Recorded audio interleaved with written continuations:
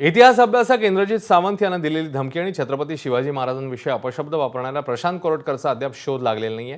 काल कोल्हापूर सत्र न्यायालयाने त्याचा जामीन अर्ज फेटाळला होता। त्याला अटक करण्यासाठी कोल्हापूर पोलिसांची 2 पथकं नागपूरच्या दिशेने रवाना झाली आहेत। दरम्यान प्रशांत कोरटकरने अटकेपासून संरक्षणासाठी मुंबई उच्च न्यायालयात अर्ज करणार असल्याची माहिती आहे। उच्च न्यायालयाने संरक्षण देण्यापूर्वीच प्रशांत कोरटकरला अटक करण्याची कोल्हापूर पोलिसांनी तयारी केल्याची माहिती आहे।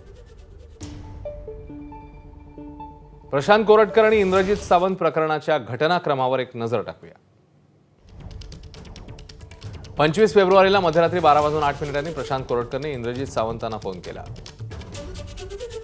फोनवरून इंद्रजित सावंत यांना धमकी देण्यात आली। छत्रपती शिवाजी महाराज आणि छत्रपती संभाजी महाराजांबद्दल आक्षेपार्ह वक्तव्य करण्यात आली। तक्रारीनंतर कोरटकरकडून फोन हॅक झाल्याचा कांगावा करण्यात आला। 25 फेब्रुवारीला संध्याकाळी 5:30 वाजता कोल्हापूरच्या जुना राजवाडा पोलीस ठाण्यात गुन्हा दाखल झाला। 25 फेब्रुवारीलाच नागपूरच्या राहत्या घरातनं कोरटकर फरार झाला। कोल्हापूर पोलिसांची मग टीम नागपूरमध्ये गेली। नातेवाईकांची चौकशी झाली। 27 फेब्रुवारीला इंदूरमधून कोरटकरचा शिवरायांबद्दल सोशल मीडियावर एक व्हिडिओ आला। 28 फेब्रुवारीला 11 मार्चपर्यंत अंतरिम जामीन देण्यात आला। जामीन रद्द करण्यासाठी कोल्हापूर पोलिसांनी मुंबई उच्च न्यायालयात धाव घेतली। न्यायालयाकडून सरकारी वकिलांची बाजू ऐकून घेण्याची जिल्हा सत्र न्यायालयाला सूचना करण्यात आली। 11 मार्चला कोल्हापूर जिल्हा सत्र न्यायालयाने कोरटकरला 17 मार्चपर्यंतचा दिलासा दिला।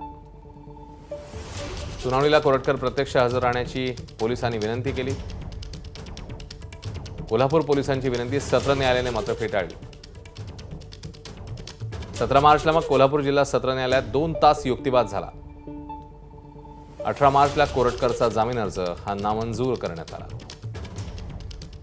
जामीन अर्ज नामंजूर होताच कोल्हापूर पोलीस पुन्हा एकदा नागपूरमध्ये तपासासाठी रवाना झाले।